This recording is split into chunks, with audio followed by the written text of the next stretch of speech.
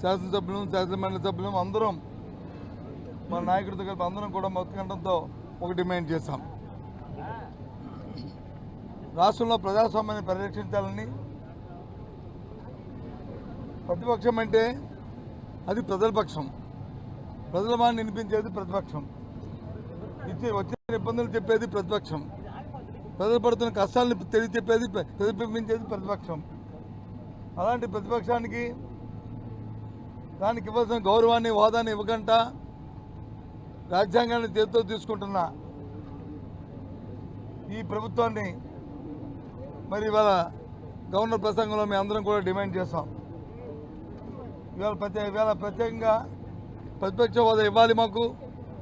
ఎందుకంటే ఏ రకంగా ఆలోచన చేసుకున్నా సభలో ఉండి రెండే పక్షాలు, ఒకటి కూటమి అధికార పక్షం కూటమి, రెండు ప్రతిపక్షం వైఎస్ఆర్సీపీ పార్టీ.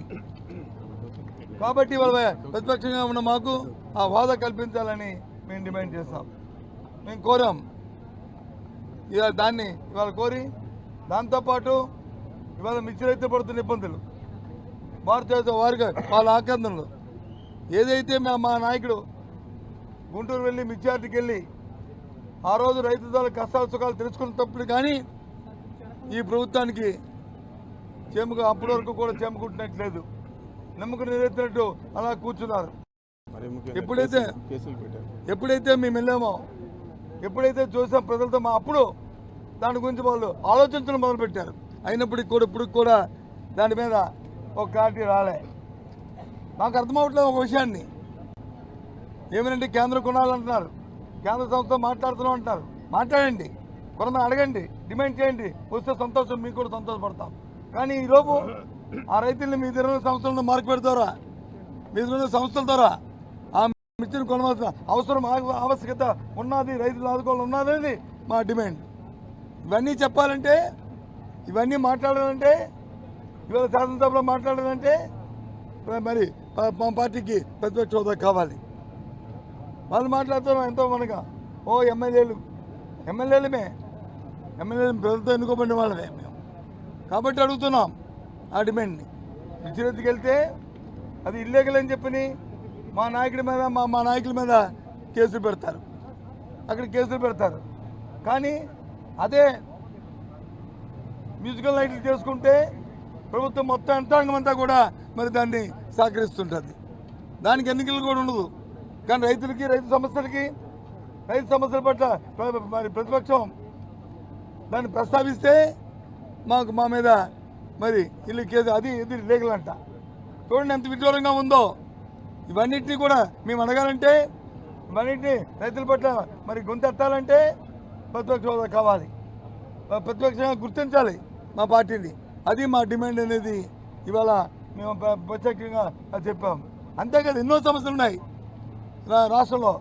అంతనా సూపర్ 6 అన్నారు, సూపర్ 6 కాదు, సూపర్ 8 కాదు, సూపర్ 1 వరకు 1.5 వరకు వచ్చింది. ఏదైతే 3,000 రూపాయల పెన్షన్ ఉందో 4,000 ఇచ్చారు తప్ప ఏమి ఇచ్చారు చెప్పనండి. ఈ ప్రభుత్వం 9 నెలలు అయింది, ఇంకా కొత్త బడ్జెట్ని పెడుతున్నారు. ఏదో చెప్తున్నారు రేపు పెడతాం ఎల్లుండి ఇస్తామని ఆశలు చూపెడుతున్నారు. ఇది ధర్మం కాదు. ఇది ఇలా మోసం చేయడం, ప్రజలను మోసం చేయడం ధర్మం కాదని చెప్తున్నాం.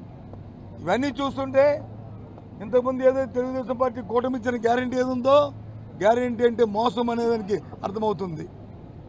ఇది కాదు, కరెక్ట్ కాదు. కాబట్టి ప్రజల తరఫున మేము అడుగుతున్నాం. మా బాధ్యత ప్రభుత్వం చెప్పవలసిందే, ప్రభుత్వం దానికి వివరణ ఇవ్వాల్సిందే, జవాబు చెప్పవలసిందే అనేది మా డిమాండ్. మాట్లాడినా నువ్వు మాట్లాడావు కదా మళ్ళీ ఏదండి, ప్రభుత్వం తాలూకా ప్రతిస్పందన చూసి దాని మీద ఆధారపడి ఉంటుంది. ప్రభుత్వం తాలూకా ప్రతిస్పందన చూసి ఏదైతే మా డిమాండ్ ఉందో, మా రెండే పక్షాలు ఉన్నాయి కాబట్టి, పాలక పక్షం ప్రతిపక్షం కాబట్టి ఆ ప్రతిపక్షాన్ని ప్రత్యేకంగా ఇస్తే దాని మీద ఆధారపడి ఉంటుంది మా తాలూకా స్పందన. అధికార పార్టీ తాలూకా ప్రతిస్పందన మీద మాది ఉంటుంది. లేకపోతే మీ ద్వారా ప్రజలతో మా సమస్యల్ని, మా ప్రజల సమస్యల్ని, ప్రజల తాలూకా బాధల్ని, విన్నపాలని అన్నీ వీటి ద్వారా ప్రతిబింబం పోతాం. ఇంకా అవసరం ఉంటే క్షేత్రస్థాయిలో పోతాం, పోరాటాలు చేస్తాం, ప్రభుత్వాన్ని చొక్కా పుచ్చుకొని దాని వీధిలో నిలబెడతాం.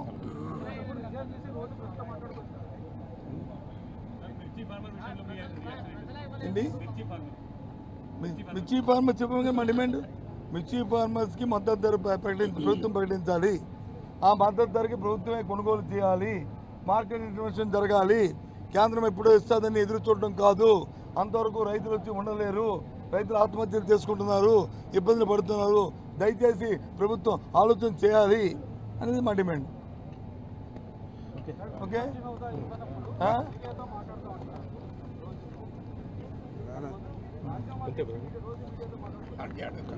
మేమేం చేయాలో మాకు తెలుసు. ఏబిఎన్ మాకు చెప్పక్కర్లే. మాకు ఏం చేయాలో మాకు తెలుసు. మా ప్రజల తరపున ఏ విధంగా మా గొంతు వినిపించాలో మాకు తెలుసు. ప్రజల తరపున ఏ విధంగా మాట్లాడాలో మాకు తెలుసు. ఓకే.